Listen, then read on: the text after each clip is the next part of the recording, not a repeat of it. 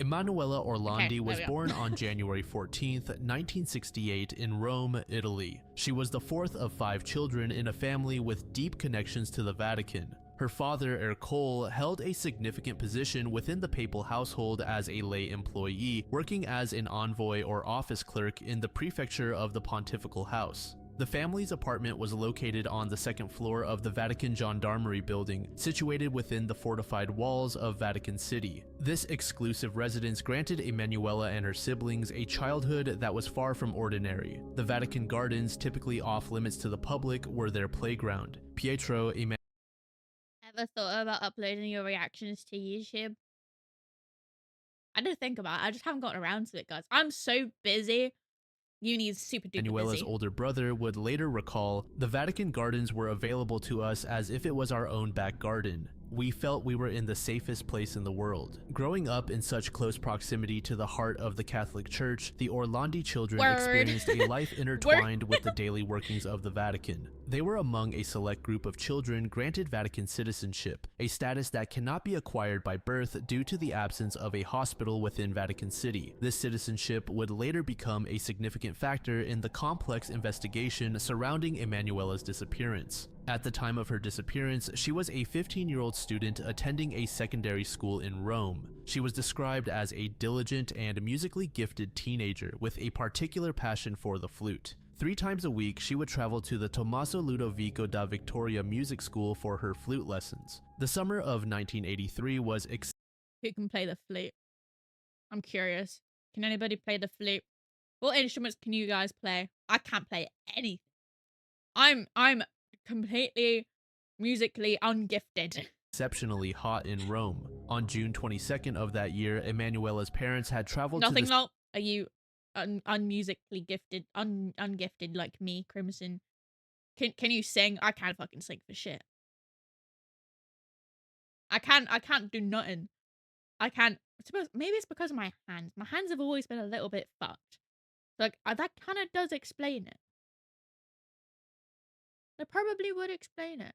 seaside town of Fiumicino to visit relatives. They planned to return shortly before 8 p.m. When they left that morning, all their children, including Emanuela, were at home. The girls' routine that fateful Wednesday seemed ordinary at first. She left her home in Vatican City around 4 p.m. to attend her music. I really wanted to play the violin when I was younger. Like, I was like begging my mum to give me lessons because I really liked classical music growing up. She obviously didn't get it. She was like, "The fuck is classical music?"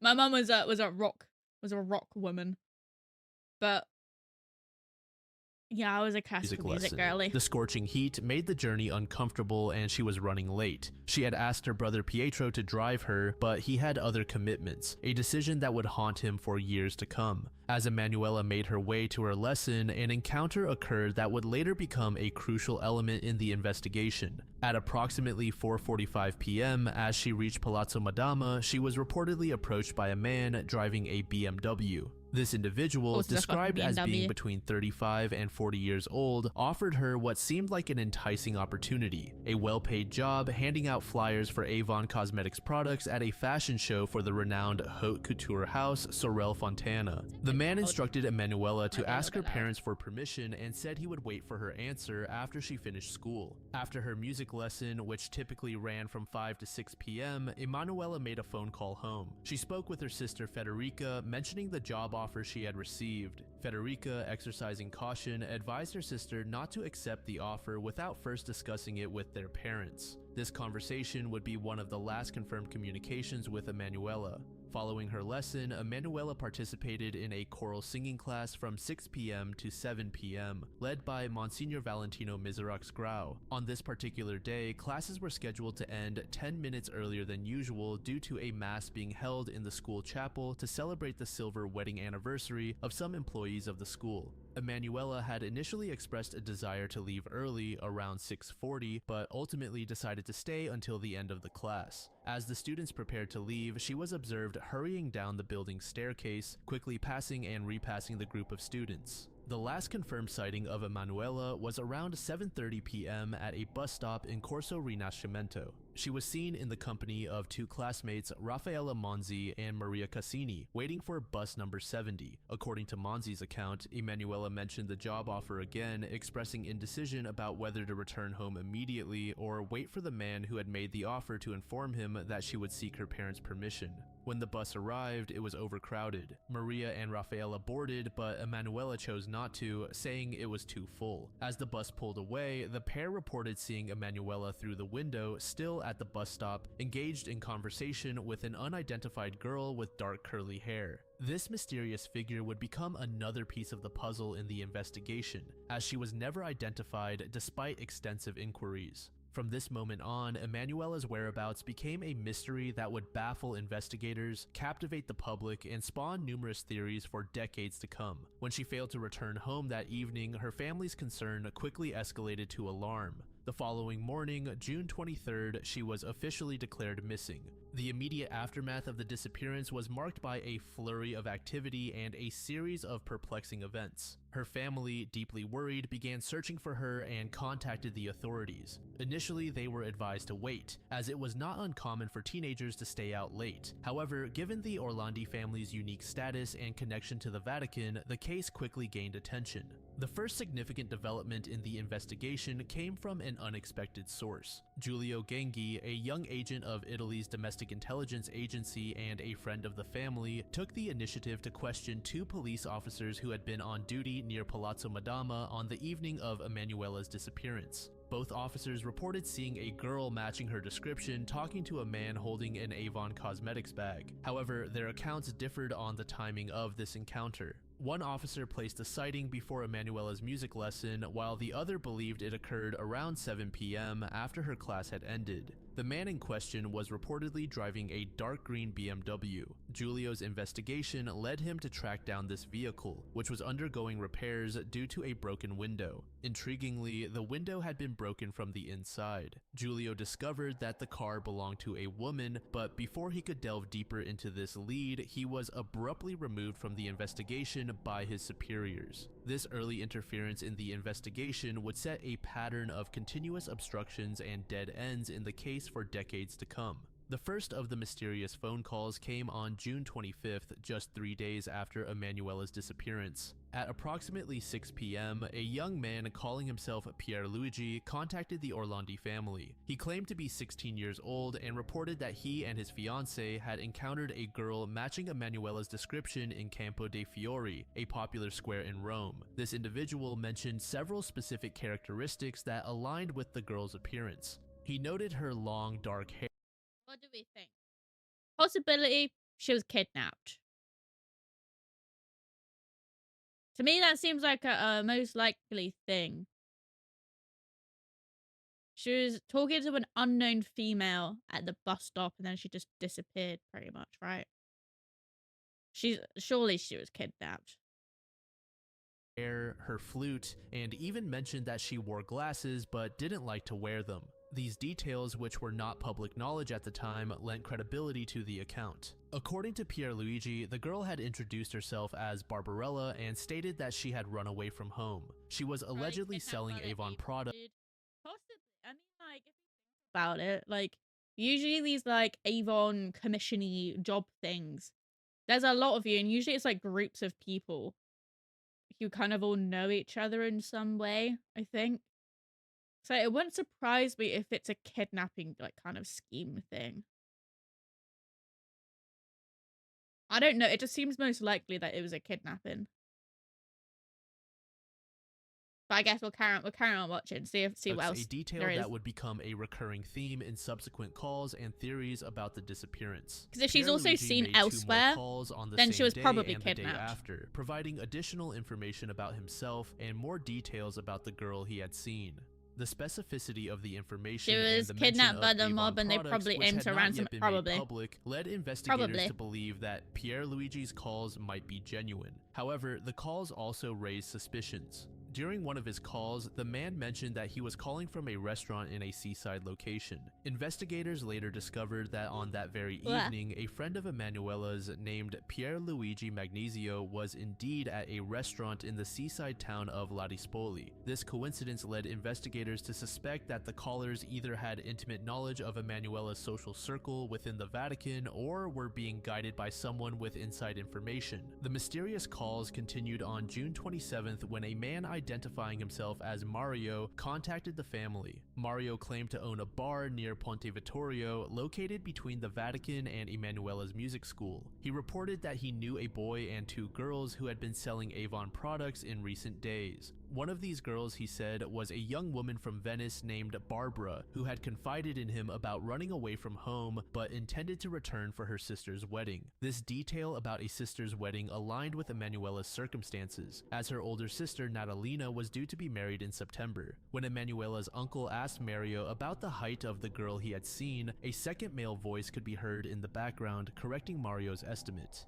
This strange detail added to the growing sense that these calls were more than simple tips or coincidences. The frequency and specificity of these calls prompted agents from the Italian Secret Service to visit the Orlandi home.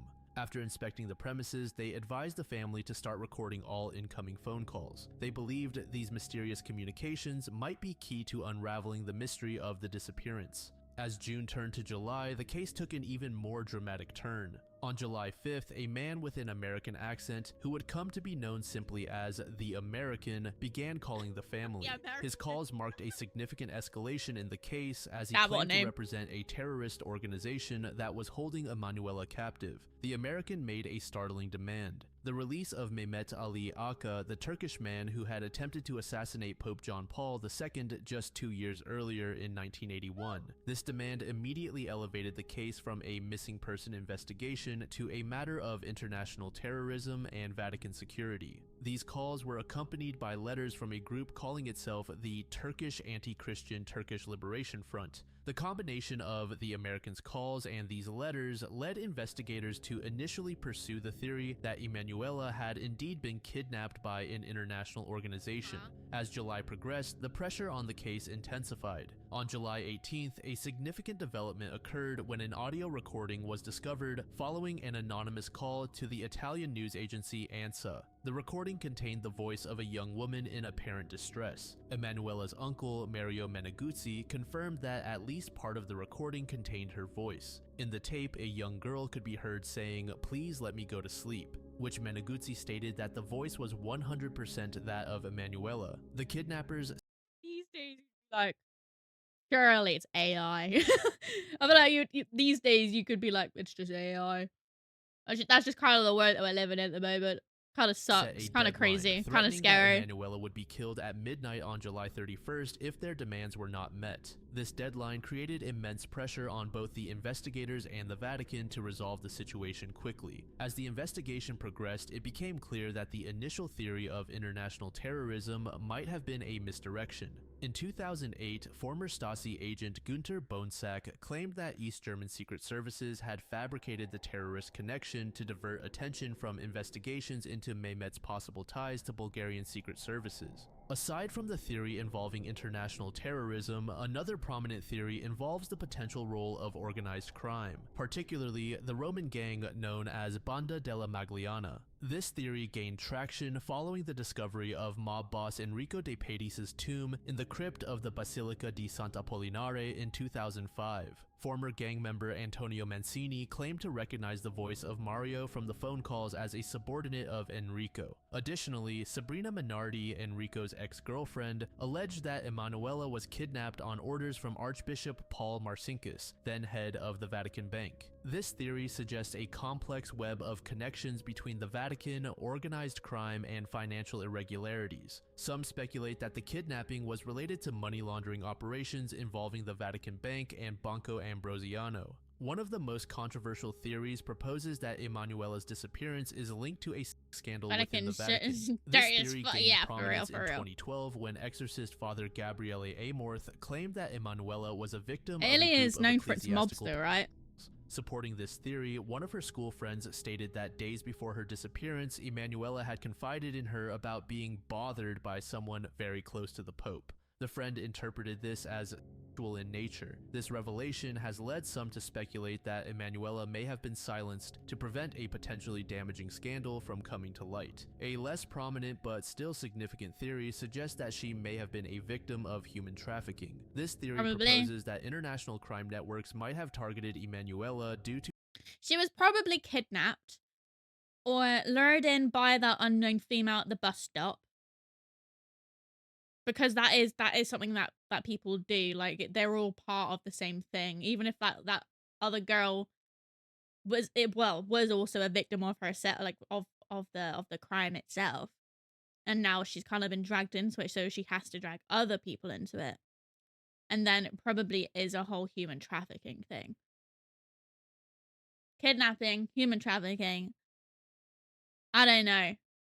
But I guess it's still unsolved, I guess. So did they just don't know where she is? She's still, like, she was missing, or she's died, could have been murdered. No idea. her unique status Long as a time ago, Vatican though. Very citizen. long time Other ago. investigations have looked into the possibility of internal family conflicts playing a role in the disappearance. This theory gained renewed attention in 2023 when documents from the Vatican's investigation suggested a possible involvement of Emanuela's uncle, Mario Meneguzzi. Oh. According to these documents, Oh. Meneguzzi had allegedly sexually harassed Emanuela's older sister prior to the disappearance. This information led to speculation about potential family dynamics that might have contributed to the case. However, the Orlandi family has strongly rejected these implications, with Emanuela's brother accusing the Vatican of attempting to deflect responsibility. One other theory that pops up involves a possible serial killer. In the 2000s, Judge Otello Lupacchini and journalist Max Parisi proposed that the teenager might have been a victim of a serial killer responsible for several murders of young girls in Rome between 1982 and 1990. While this theory has not gained as much traction as some others, it highlights the broader context of crime in Rome during that era and the potential for Emanuela's case to be part of a larger pattern of violence against young women.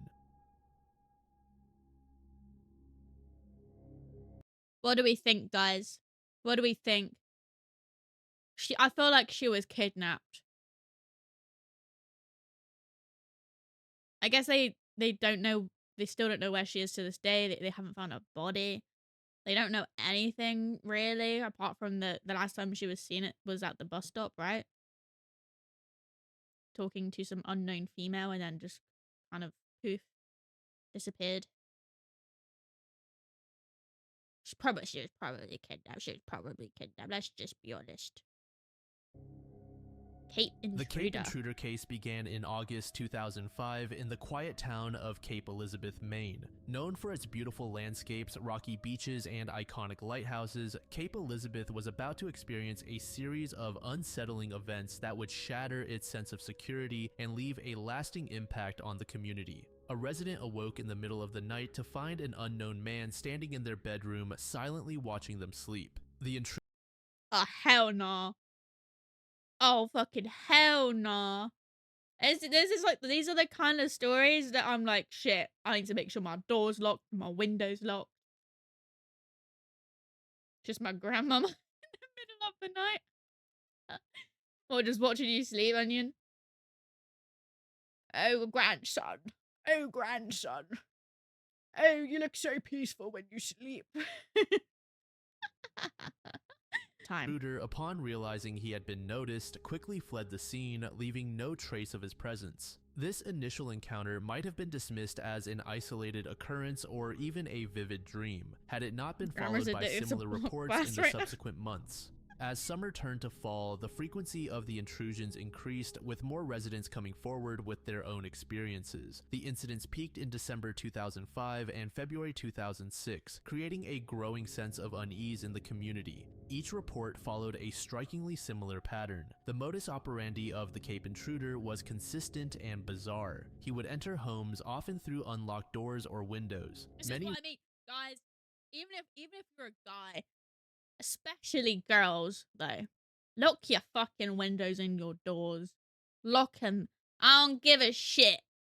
Before you go to sleep at night, even during the day, this can happen at any point during the day. Lock your shit up. Lock it up. If I find one of your doors unlocked, guys, I'm coming in. And I'm just gonna stand there menacingly in the corner. Now, I think the theory of this guy is that he was probably this is like maybe pre-serial killer time, like before this guy was a serial killer. So I think I remember that there's a possibly a case of this where somebody would just break into people's houses for a little while and then eventually they started killing people. So, for I don't know why folks don't lock their doors. Yeah. I mean, some people are like, oh, it's the area. I'm like, it could still happen though. All it takes is one bad egg and then that's it. Shit starts happening.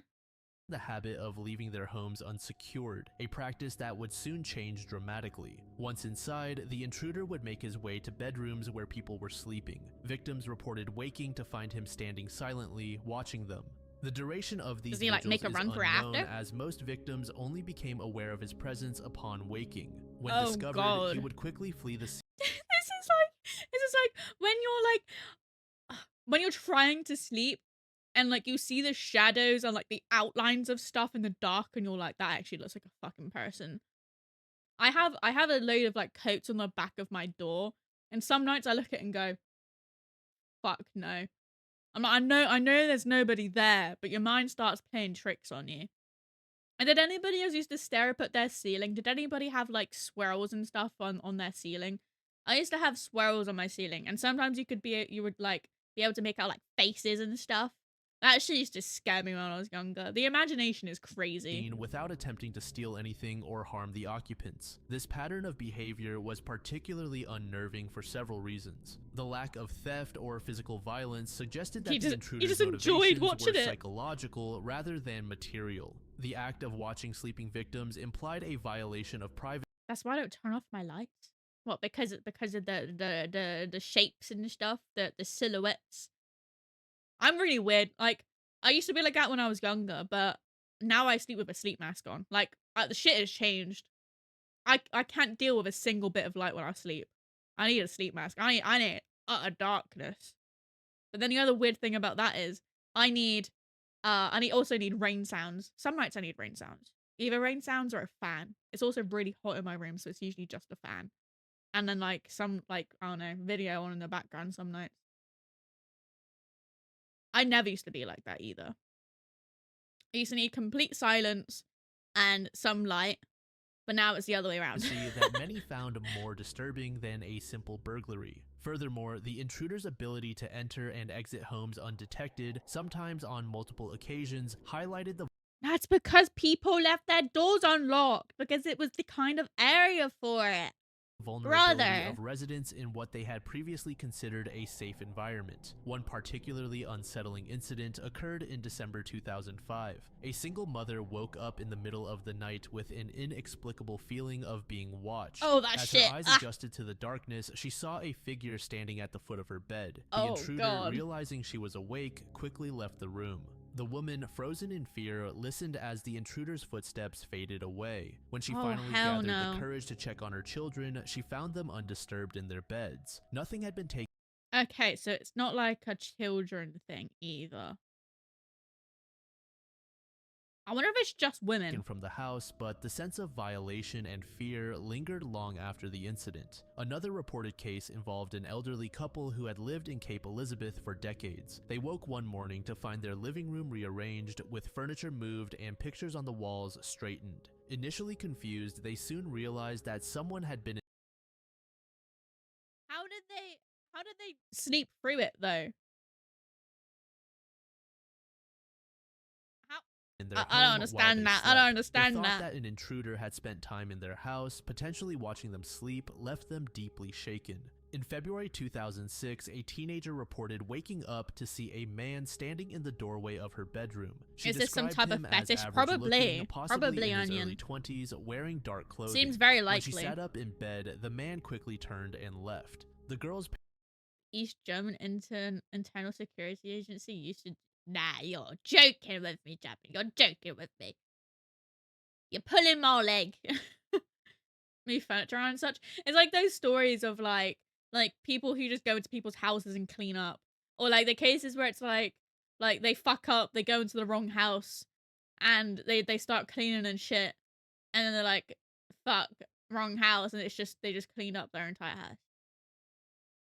They have their manual on how to do it on what the fuck? What the Parents fuck? sleeping in the next That's room so heard weird. nothing. The police department launched an investigation Government into the don't do incidents but faced significant challenges. My The auntie lack did of that physical once. evidence Shit. left behind by the Oh, I intruder wonder what the made it reaction difficult to was. build a case or identify a suspect. In most cases, nothing was stolen or disturbed, leaving no fingerprints or other forensic evidence for the police to work with. Based on eyewitness accounts, the police released a sketch of the suspect, describing him as a young man.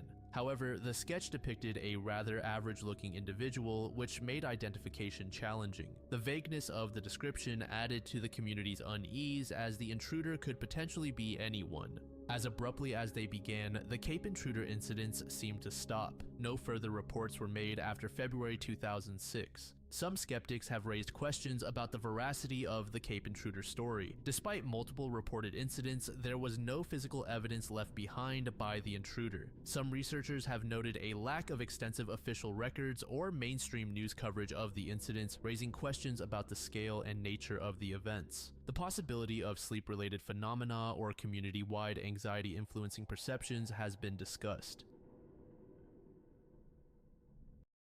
What do we think, guys? What do we think? If he was young, I don't know how young. Didn't really say, but he looked pretty young in that shitty drawn photo. He could have went to college or something if he's that young. Fucked off to elsewhere, and then it stops. Or could have just moved away. Or could have been like, ah, shit. They started to notice, and then like he's like, ah, fuck, better stop this shit now. Or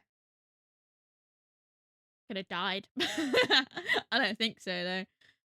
But it's the fact that there's like no fingerprint evidence like whatsoever. This guy moved somebody's furniture around and then just left. And there's still no evidence of it. Like of him ever being there apart from the furniture being moved. Found the wiki article for it. My eyes are blurred. I can't even read that word. Zeretstone? What the fuck is that word? They called it. Psychological terror against political opposition. They stole the tires from a stroller in the documented case. Guys, I'm just going to learn. Okay, Onion. No worries. Thank you.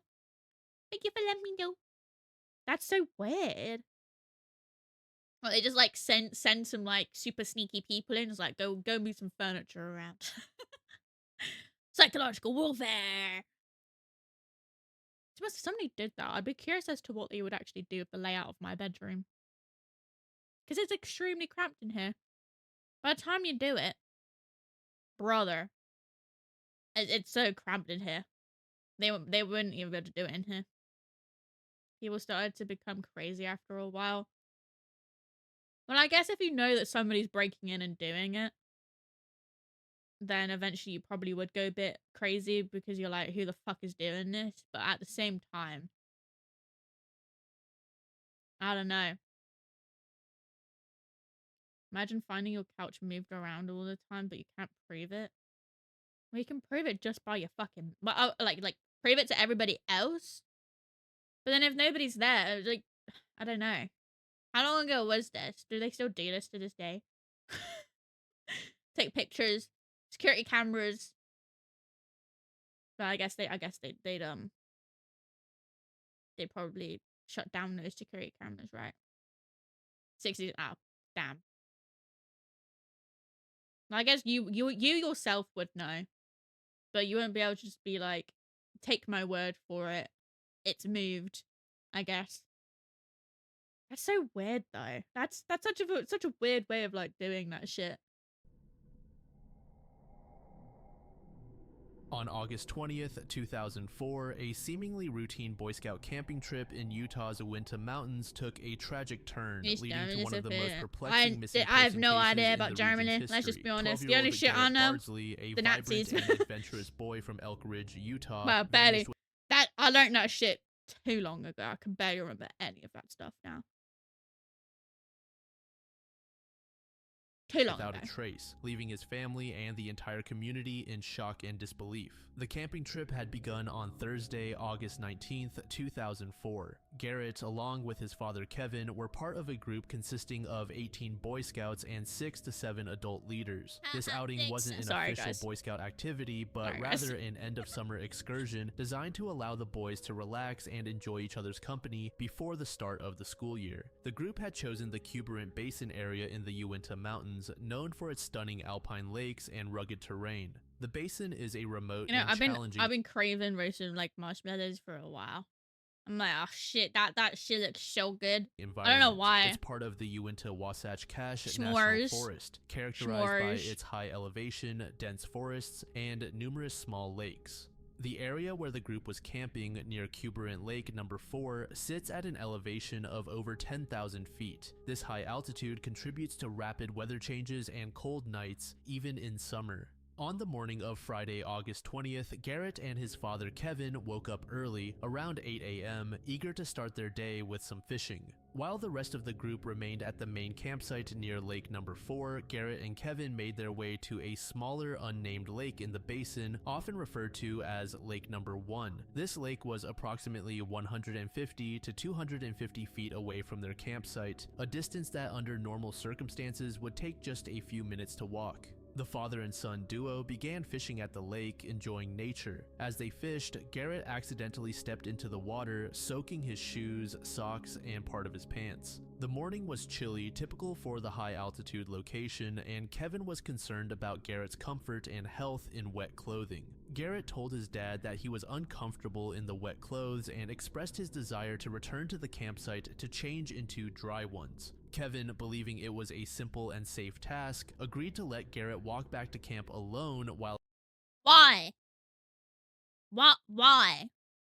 I knew he was gonna let him go alone. I'm like, what? Why? If you're really that worried, go with them, he brother. continued fishing. The decision seemed reasonable at the time. The Reasonable? Reasonable? Are you kidding me? Are you kidding me? Oh, I feel uncomfortable.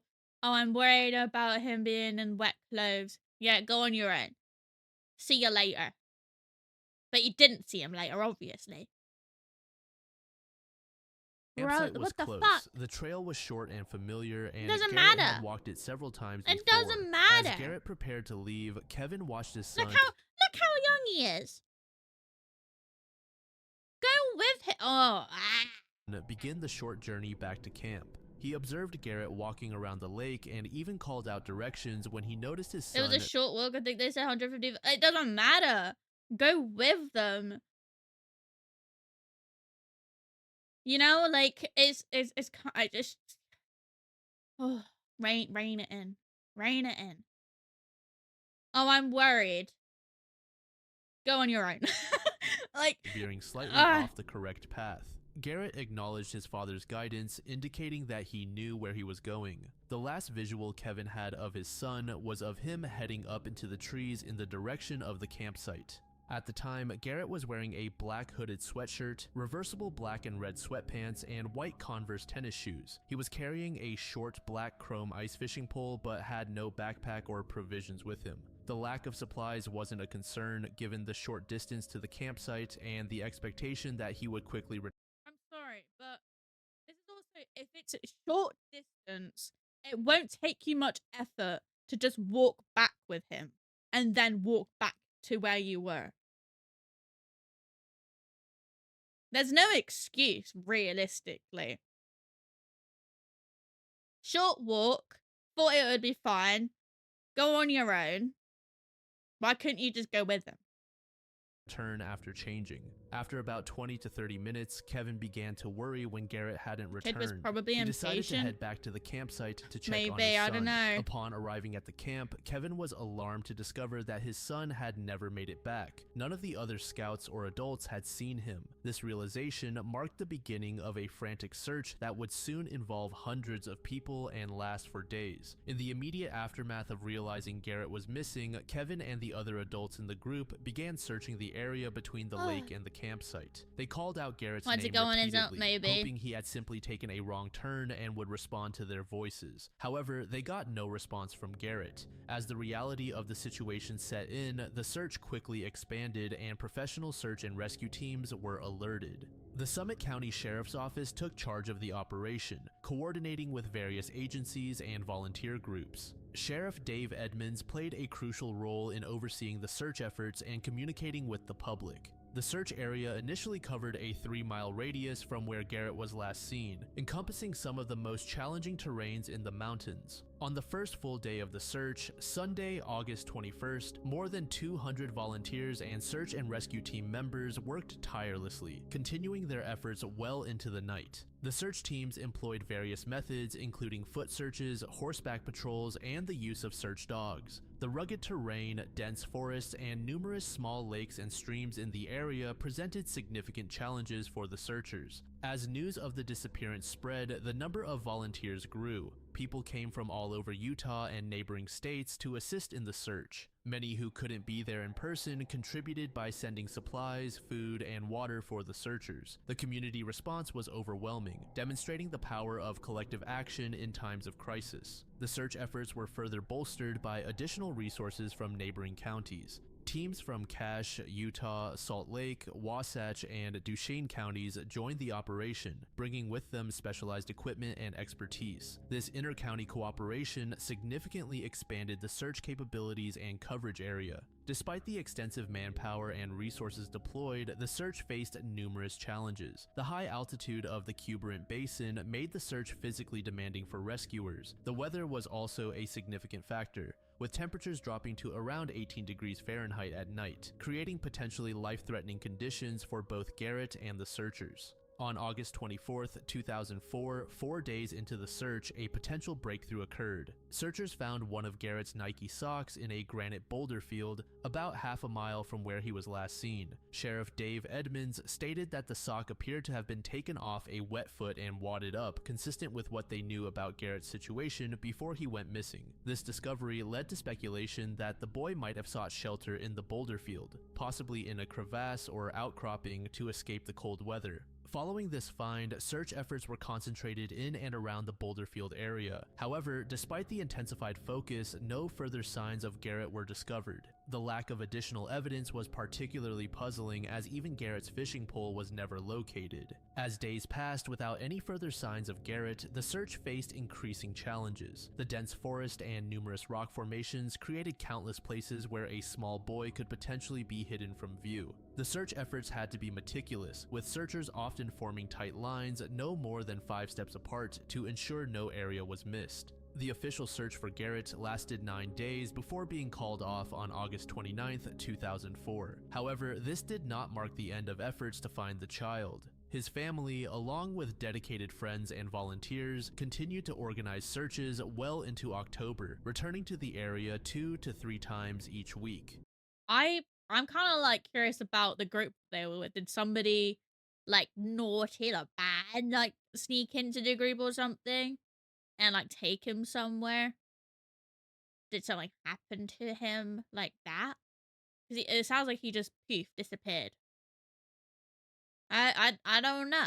I don't know. Searchers once again combed the area, hoping to find any trace of Garrett. During this search, approximately 550 searchers volunteered to canvass the 4-square-mile search area around Holiday Park and near the lake where Garrett was last seen. Again, no definitive evidence of Garrett's fate was uncovered. Some bone fragments were found, but they were determined to be animal remains. The disappearance of Garrett Bardsley has led to numerous theories and speculations over the years as investigators, family members, and the public have grappled with the mystery of what happened to the 12-year-old boy in the mountains. One of the most straightforward theories is that the boy simply Aliens. became disoriented and lost in the rugged terrain. I mean, I don't think how fast does hypothermia kick in? Because they said obviously he's wet. That's bad if it's chilly. I don't know how fast it can kick in, especially for a small child. Not really all that small, but pretty small, pretty young. But I guess he could have hypothermia, and then that can like cause you to start taking your clothes off, and you think that you're actually like scorching and shit. But then it's kind of like you would find a body really quick depending on the outdoor temperature. They said it was just chilly. It wasn't like freezing or anything. Then he was wet. Clothes were wet. The sock is throwing me off. I don't know. It's just strange how they haven't found anything apart from that sock. And that was it.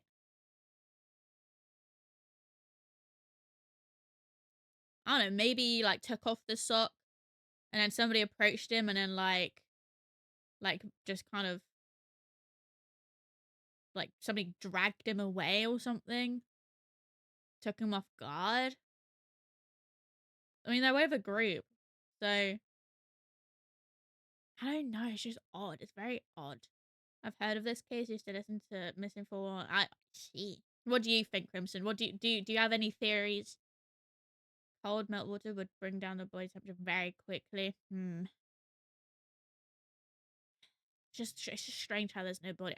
I don't know what animals are in this area either, but there would be some evidence, surely, somewhere.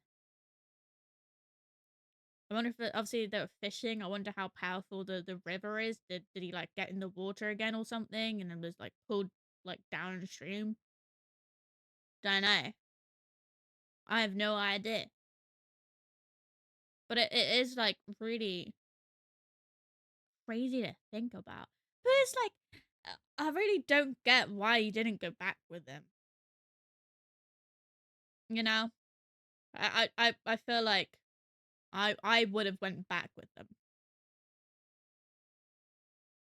If only a sock could have fallen into a crevice. Oh my gosh, my eyes are creviced. Along with fishing pole. Yeah. Oh, my eyeball. Watering.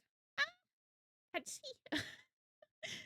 It's just very odd. Despite Very the odd. relatively short distance between the fishing spot and the campsite, the Uinta Mountains can be treacherous and confusing, especially for a young boy. Why didn't he go back with him?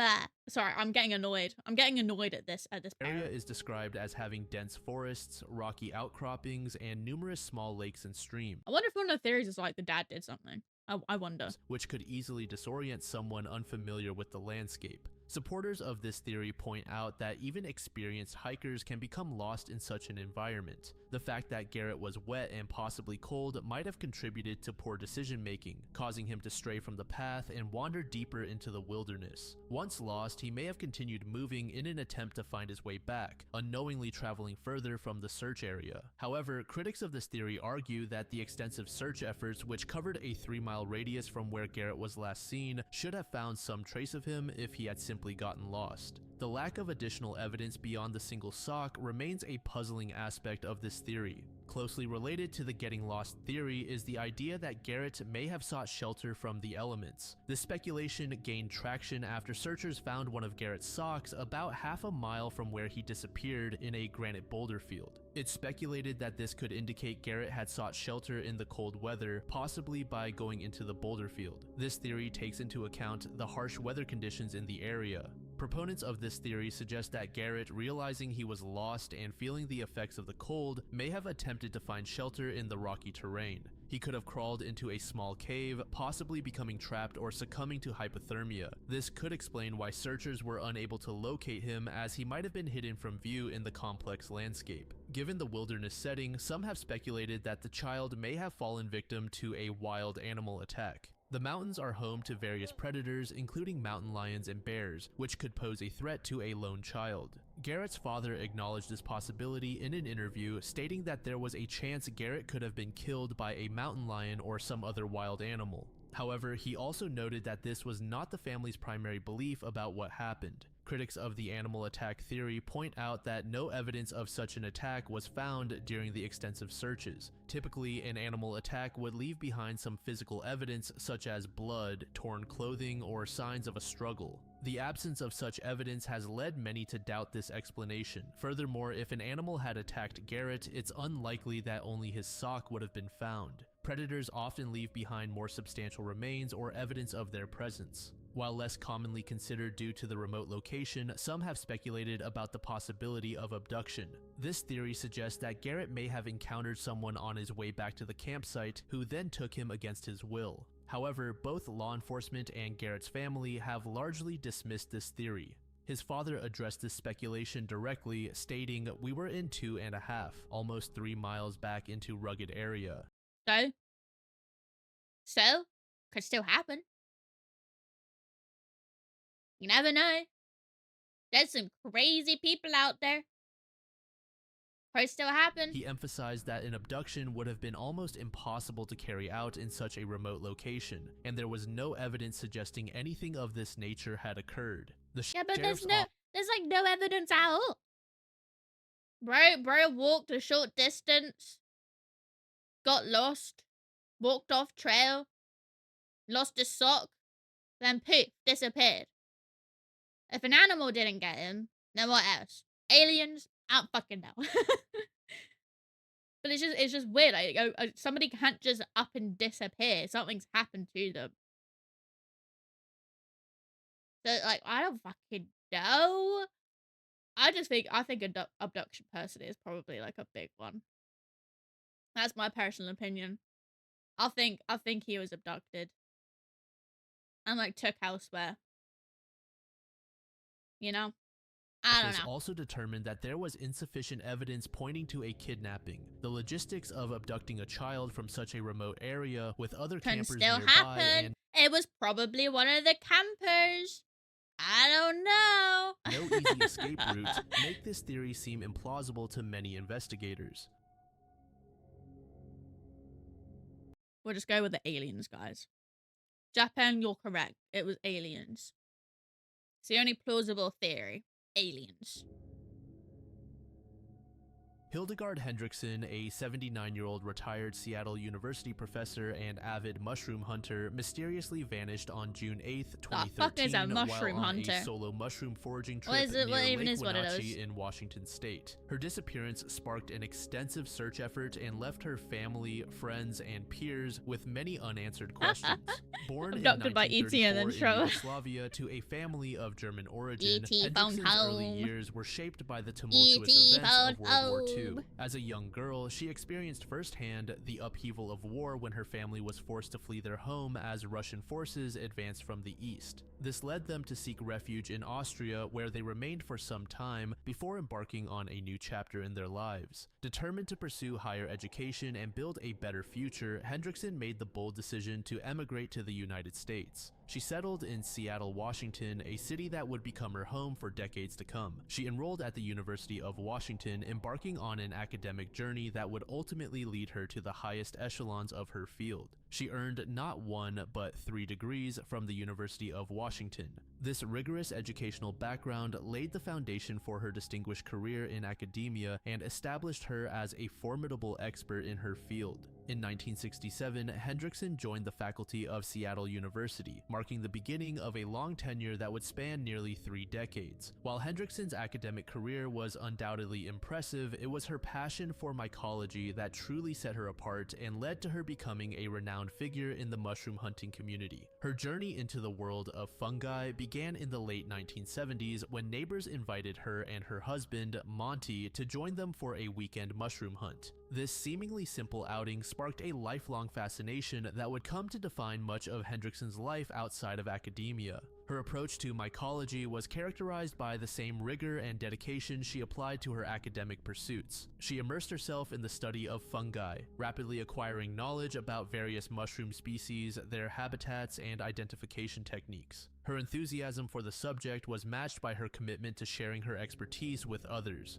One of Hendrickson's most significant contributions to the mycological community was her role in educating others. She regularly led guided field trips, taking groups of enthusiasts into the forests of the Pacific Northwest to share her knowledge and passion for fungi. These excursions were not just about finding mushrooms, they were immersive learning experiences where participants could gain insights into forest ecology. Even after her retirement from Seattle University in 1996, Hendrickson remained active in the mycological community. She continued to lead trips, participate in identification clinics, and share her knowledge with anyone eager to learn. Her passion for mushroom hunting never waned, and she was known to embark on solo foraging trips well into her 70s, a testament to her enduring love for the activity and her confidence in her abilities. On Saturday, June 8, 2013, Hendrickson embarked on what was meant to be a routine mushroom foraging trip, but it would tragically become her final known outing. She left her Seattle home early that morning, driving her light green 2012 Ford Focus sedan eastward along US Highway 2.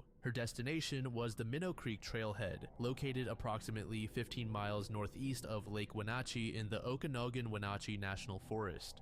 Hendrickson's choice of location was deliberate and informed by her extensive knowledge of mushroom habitats. The previous year, a wildfire had swept through the Basalt Peak area, creating ideal conditions for morel mushrooms to thrive.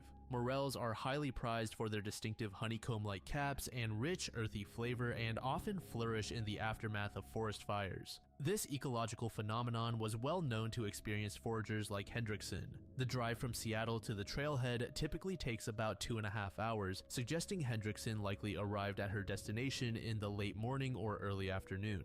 The Minnow Creek Trailhead serves as the starting point for several hiking trails in the area, including the path leading toward Basalt Peak. Upon her arrival, Hendrickson's presence was noted by several other mushroom enthusiasts and outdoor recreationists. One key witness was Dr. Anthony Okos, a Seattle cardiologist who had also come to the area for a day of hiking. He later reported to Chelan County detectives that he had engaged in a conversation with Hendrickson near her parked vehicle at the trailhead. During this interaction, which occurred around 1 p.m., Anthony expressed concern about Hendrickson's plans to hike the trail. He advised her that the path was quite steep and suggested she might want to reconsider attempting it given her age. This well-intentioned advice, coming from a medical professional, might have deterred many individuals in their late 70s. However, those who knew Hendrickson well would later emphasize that such a trail would not have posed a significant challenge for her. Despite her age, Hendrickson was known to be in excellent physical condition for a woman of 79 years. She regularly hiked several times a week and was intimately familiar with the rigors of mushroom hunting in varied terrains.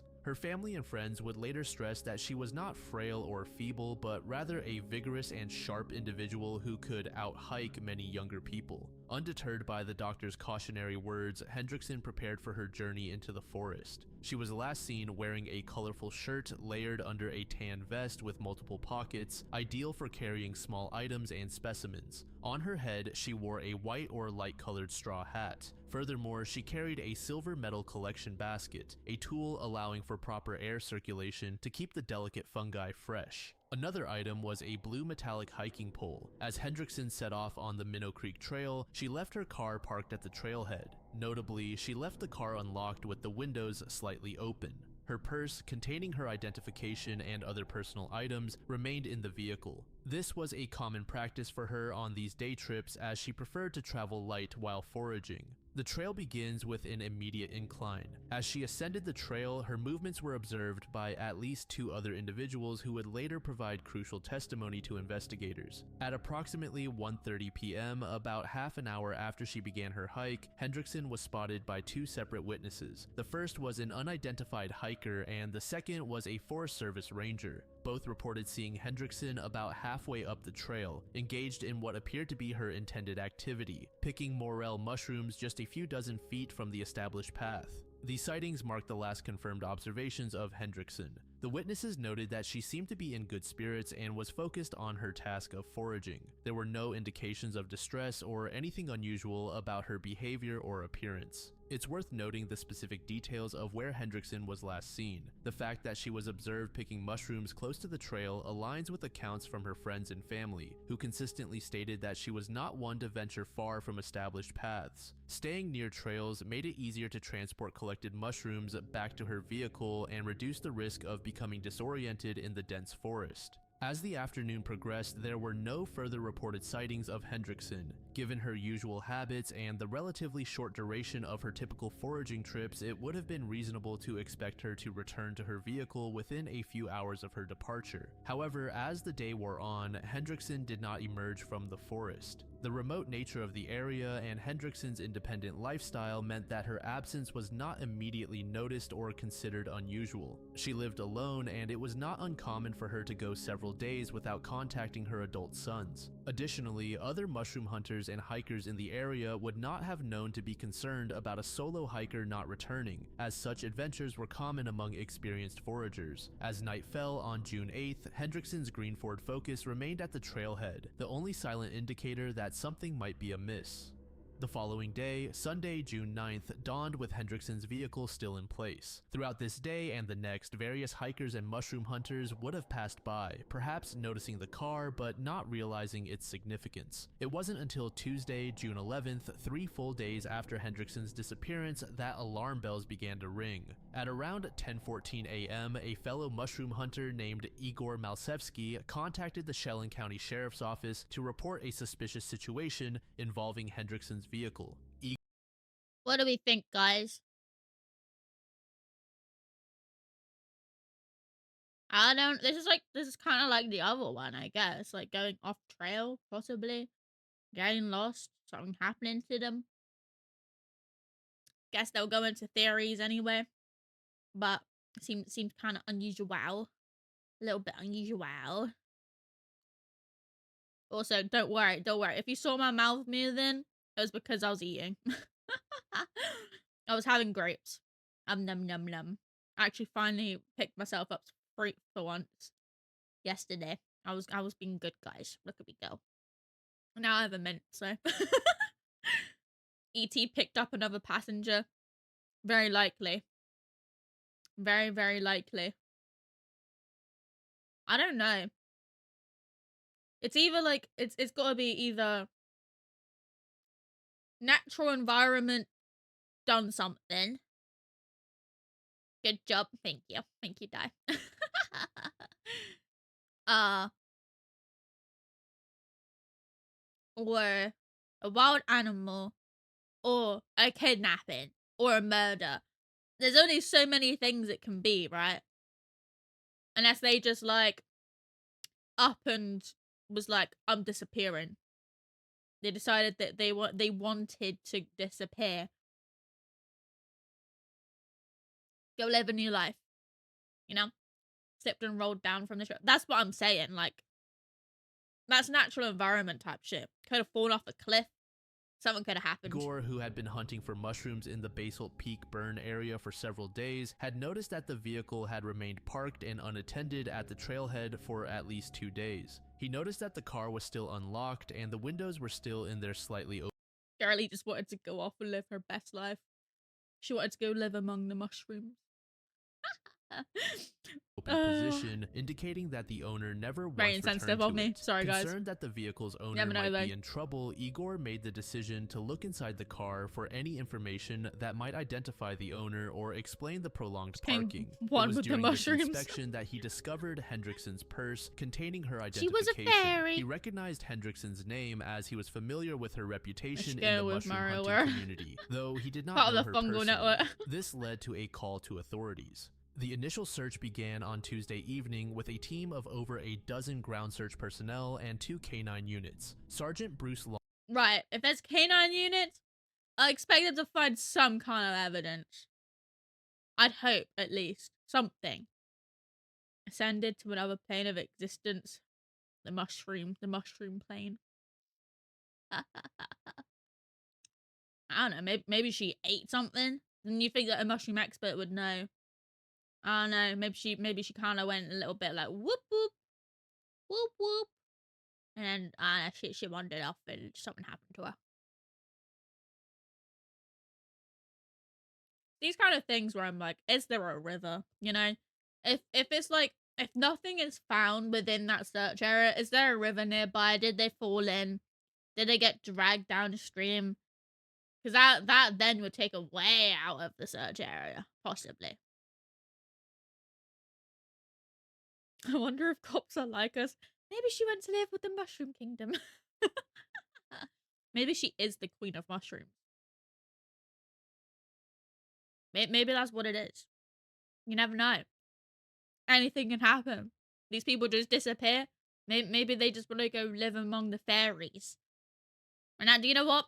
I would too. Long made contact with Hendrickson's son, Andrew, who confirmed that his mother had not returned home and that no one had heard from her since June 8th. Andrew immediately began driving from Seattle to assist in the search efforts. As night fell, the search was temporarily suspended until daylight hours. The search resumed at daybreak with significantly increased resources. Approximately 34 people were involved in the search efforts on this day. The search teams employed a grid search method covering areas north, south, and west of the trailhead. Searchers were spaced about 15 to 20 feet apart, meticulously combing through the terrain. Under Sheriff John Wisemore reported that some tracks believed to be Hendrickson's were discovered. This information provided a glimmer to of become hope and Princess helped Peach of focus the the search Mushroom efforts. Kingdom. The search area was challenging due to the aftermath of a recent wildfire. While the fire had cleared some I is occurred into another world to be the Mushroom Princess.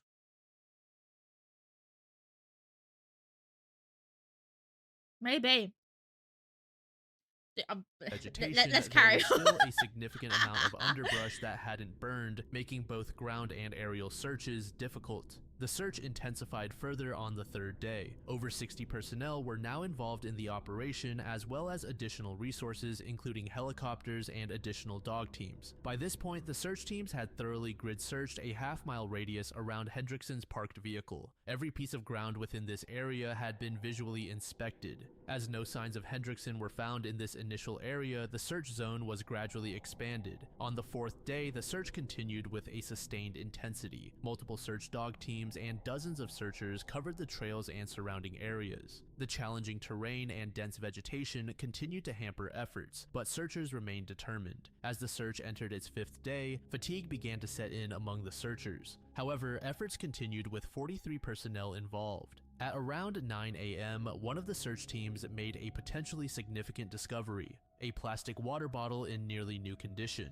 This was found just west of Minnow Creek, below the trail in the burned area. The area around this find was extensively searched, but no additional clues were uncovered. The sixth and final day of the initial search operation began at 8:15 a.m.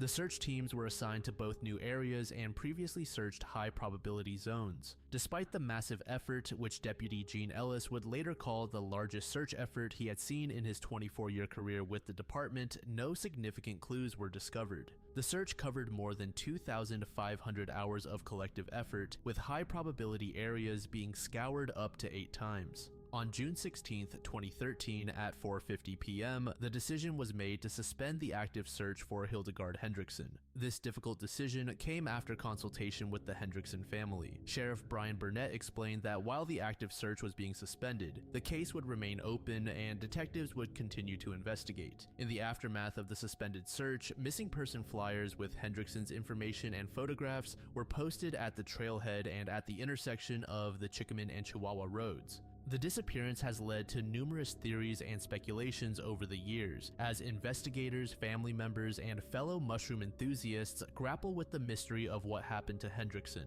The lack of physical evidence and the extensive, fruitless search efforts have only deepened the enigma, leading to a wide range of hypotheses. One of the initial and most straightforward theories is that she succumbed to natural causes or suffered an accident while foraging. Given her age of 79, it's not implausible that she could have experienced a medical emergency such as a heart attack or stroke while on the trail. Yeah, but you think that found the I don't I, this poor lady, like, gone off to do the thing that she loved and then she just disappears. That's so sad. I can't imagine like losing a family member like this either. Like you just like, yeah, see you later and then poof, disappear. And you have no idea what happened to him. Like, not a single clue. The terrain in the Minnow Creek Trail area is known to be challenging, especially in the aftermath of a wildfire with fallen logs, loose debris, and uneven ground. These conditions could have led to a fall or other accident. However, this theory has several weaknesses. Hendrickson was known to be in excellent physical condition for her age, regularly hiking and foraging. Moreover, if she had suffered a medical emergency or accident, it is likely that she would have dropped some of her belongings. The fact that searchers found no trace of her casts some doubt on this explanation.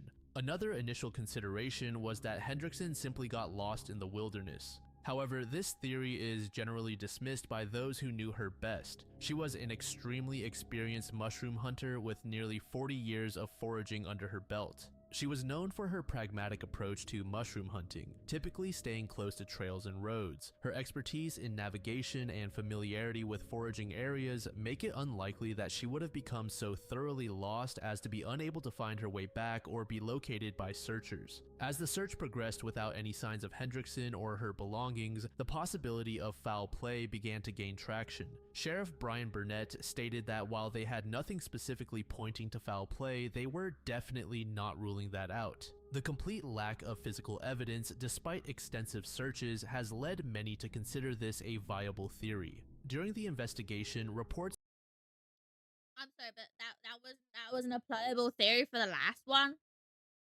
That there was some kind of foul play involved. But just because of the area, even though there was like loads of campers and shit. I still think the last one was an abduction of some sort. I still think it. I still believe it. of a suspicious man seen in the area around the time of the disappearance. Two women who were foraging reported encountering a man with a scar on his nose who asked unsettling questions such as, "Are you picking alone?" and "Are you hunting with men or women?" Detectives later identified this individual as Christopher Dodson, a mushroom forager who had come to the area with his friend Lester Stolze, a rescue volunteer. Both men were questioned and investigators did not consider them suspects. Christopher explained that he had heard about a missing person and was warning other foragers about potentially dangerous individuals in the area. What do we think, guys? Aliens? Isekai to Mushroom Kingdom? Murdered? Kidnapped? Fell off a cliff somehow? I don't fucking know. So funny how they said under her belt, like, is this the Mushroom Championship? These are, some of these are just baffling, you know? She slipped and got isekai. I mean, thing is, like, anything can fucking happen based on these. Apparently none of these theories are viable. What other theories are there?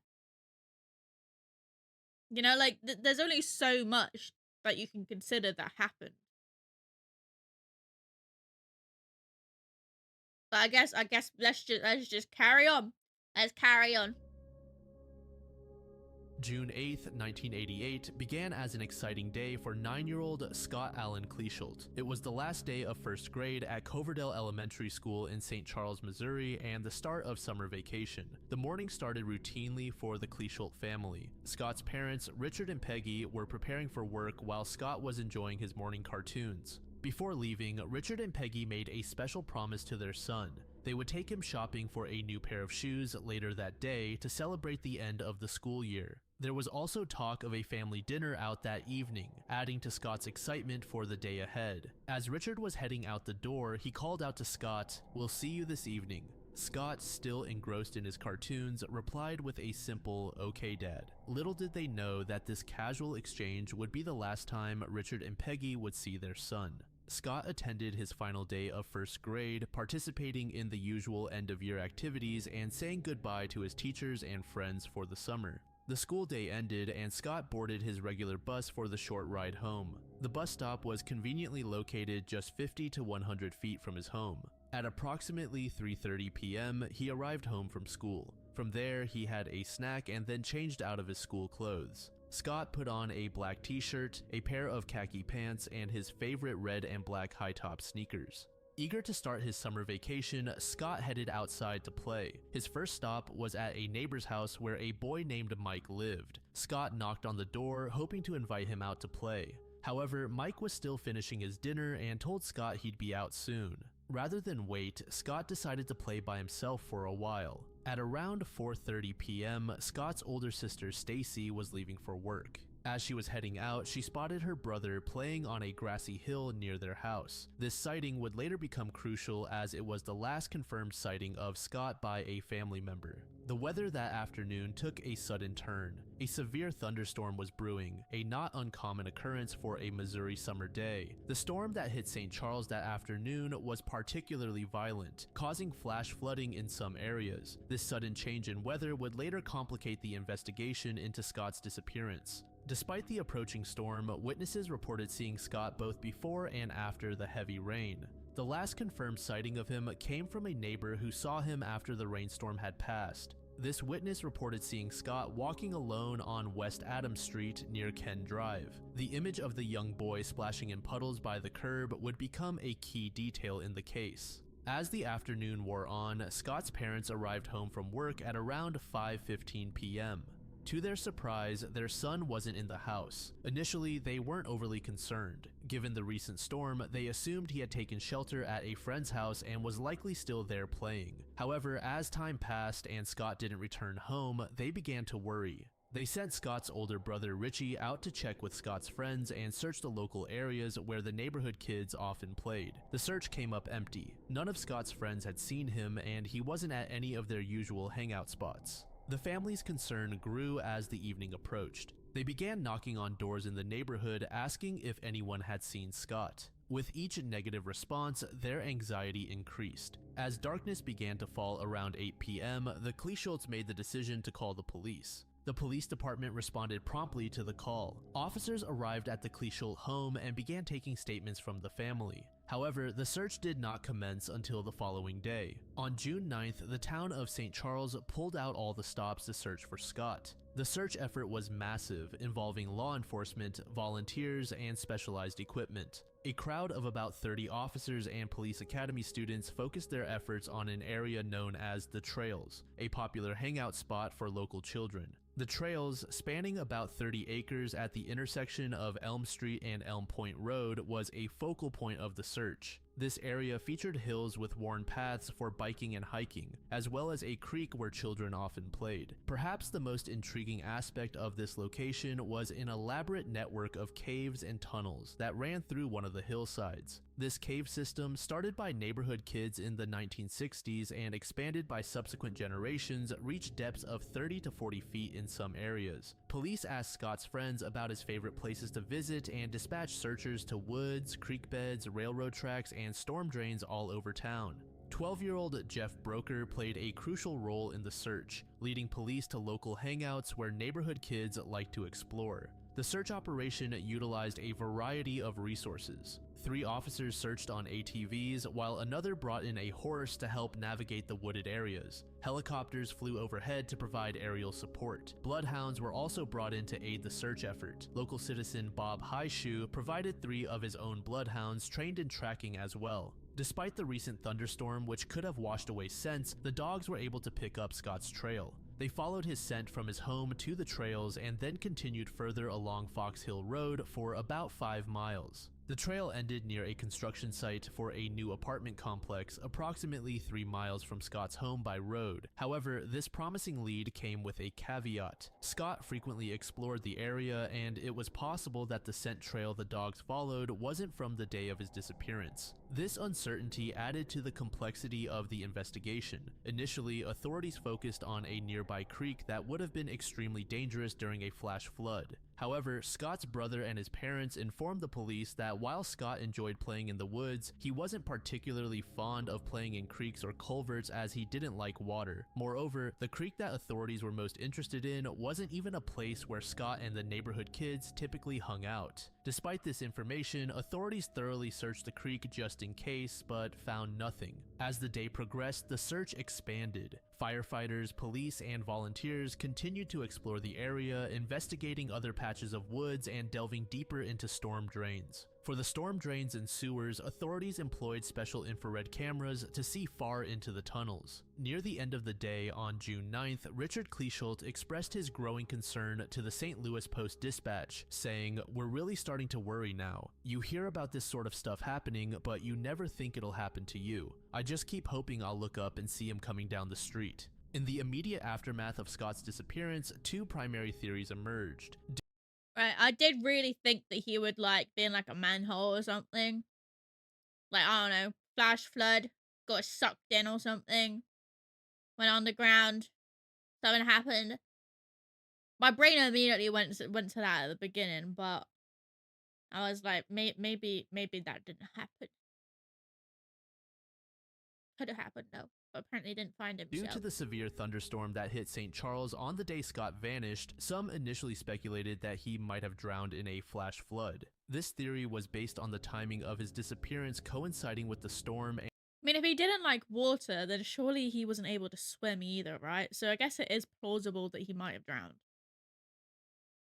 But you And the never know. presence I don't of know. swollen creeks in the area. However, from the early stages of the investigation, Scott's family and many authorities leaned towards the theory that he had been abducted. This belief was strengthened by the last confirmed sighting of Scott, which occurred after the rainstorm had passed. The drowning theory was largely discounted as the investigation progressed. Scott's family, particularly his brother, was adamant that Scott didn't like playing in water and that the area where some thought he might have drowned was not a direction they typically went. Police Chief Patrick McCarrick later confirmed in a 2007 interview with Fox News that they did not believe Scott's disappearance was related to the storm, calling it a misunderstanding that had persisted in the media for quite some time. In January 2007, a significant development occurred that reignited interest in Scott's case. Michael J. Devlin was arrested after two missing boys, Sean Hornbeck and William Ben Ownby, were found alive in his home. Sean had been missing for over 4 years, while Ben had been abducted just days before the discovery. This breakthrough led investigators to consider Michael as a potential suspect in Scott's disappearance and other unsolved cases. A multi-jurisdictional task force was quickly formed, consisting of about 40 law enforcement officers from various agencies including the FBI, Missouri Highway Patrol, and several local police and sheriff's departments. The task force investigated possible links between Michael and several cold cases around eastern Missouri, including Scott's disappearance. The fact that Michael's home was located a mere 19 miles south of St. Charles caught the attention of investigators. Police Chief McCarrick stated that due to the similarities in circumstances, he always believed Scott's disappearance could be related to Sean Hornbeck case. Despite thorough investigation, the task force was disbanded in October 2007 as it could not find any evidence that implicated Michael Devlin in any other children's disappearances, including Scott's. Late in 2025, it was confirmed that once Devlin was convicted, a polygraph was administered regarding Scott's case. He passed the test, stating he had nothing to do with his disappearance. However, it's important to note that polygraph results are not always reliable. In 2013, a new lead emerged when Chuck Michelli, a former police officer turned informant, claimed to have information about Scott's disappearance. Chuck, who was 47, was a former police officer from the Chicago area who had turned informant on several cases. He was serving a 20-year sentence in a Florida prison on a federal fraud charge. He claimed that a former cellmate was responsible for Scott's abduction. He stated that he had written documentation of details not only involving Scott's disappearance, but also 13 to 15 other abductions and killings of children and women between 1978 and 2005 by the same individual. Authorities spent 7 weeks checking Chuck's story. However, St. Charles County prosecutor Tim Lomar stated that Chuck, quote, has not provided any information that has led to the discovery of new evidence or new information in the disappearance. The emergence of these claims raised questions about his motivations for coming forward. Some drew parallels to controversies in other cases involving jailhouse informants, noting that such testimony is often viewed skeptically by juries. In November 2011, police received a tip that led to a renewed search effort. The tip led authorities to search a home close to where Scott lived at the time of his disappearance. Cadaver dogs were brought in and holes were drilled in the garage floor and other areas of the home. Despite the thorough search, no evidence was found relating to Scott's disappearance. An interesting development occurred in 2016. An anonymous Reddit post sparked speculation about a possible connection to Scott's case. A user commented on a thread titled, "To those who have accidentally killed someone, what went wrong?" The comment described an incident where a group of children accidentally caused the death of another child they described as weird or creepy in the 1980s. Some users noted similarities between the details in the post and Scott's case, including the time frame, location, and the description of the victim. Other users dug through the poster's profile and found mentions of a TV show that only aired in the St. Charles area. They also determined that the poster's age would have made them 11 years old at the time of the incident. The account that posted the confession was deleted shortly after making the post. The local police department was alerted to the post but maintained their belief that Scott was abducted. Dun dun dun. Bro. Brother. Crazy fucking shit. Whew. Well, those are some unsolved cases. Some of them, I think, so obviously something happened to them, and they're probably never gonna be found, and it's gonna remain a cold case until probably forever. Uh, I hope these people are found in some shape or another. But yeah, that's it for today. Bye, Dragon. Bye, bye, Japan. Bye, bye, everybody.